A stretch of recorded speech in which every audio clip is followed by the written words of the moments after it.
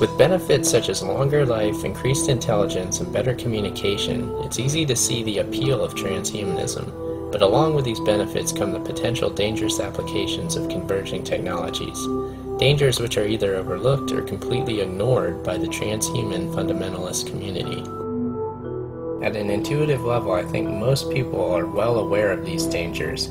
However, they're not well aware of transhumanism in general.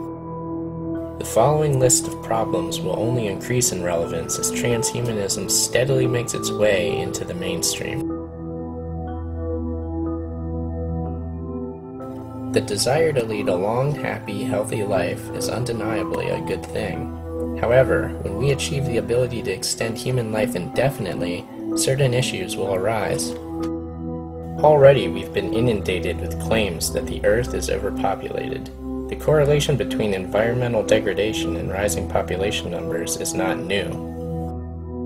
The natural world in which man lives and on which he depends is indeed deteriorating, is being destroyed in many instances at a rate that is accelerating and that can only continue to accelerate unless we begin to control the activities that are having this destructive impact. It took mankind something like 50 millennia to achieve its first billion of population on this earth. Now it takes us some 20 years to add a billion people. Now, this has got to be regarded as a serious problem.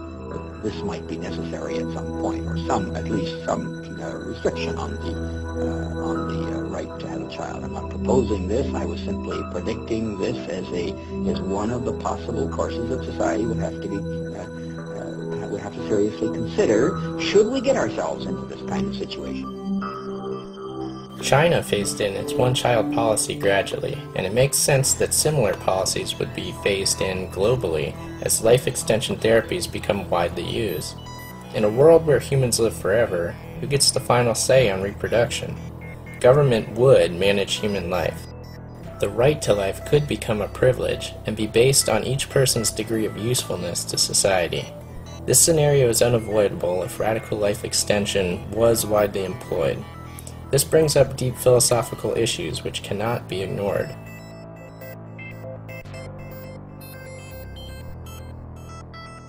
Implantable brain chips are feasible. The nature of their future implementation has been discussed already in government documents. Although brain chips could enhance mental capacities dramatically, they could also be used as a means of outside control.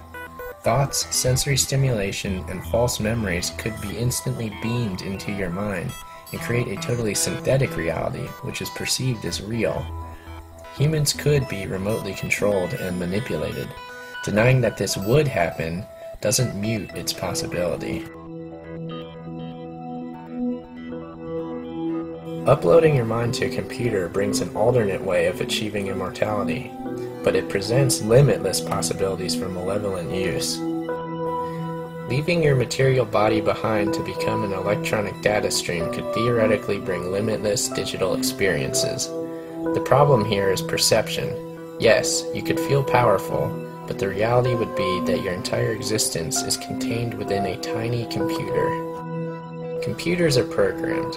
Whoever programmed the computer would have complete power over your life. If they wanted to, they could manipulate and torture you in ways we can't even conceive of.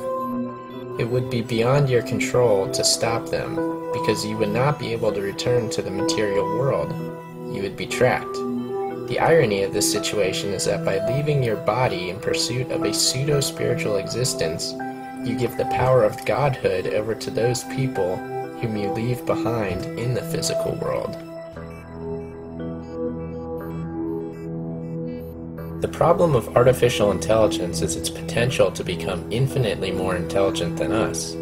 By design, an AI brain would not be human. It doesn't make sense that its ultimate goals would parallel those of mankind. It seems impossible to keep AI under human control. Just because machines would be more intelligent than us does not mean that they will be superior to us.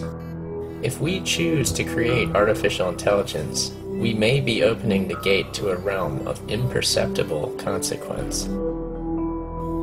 Of course, none of these technologies will arrive in their advanced forms immediately.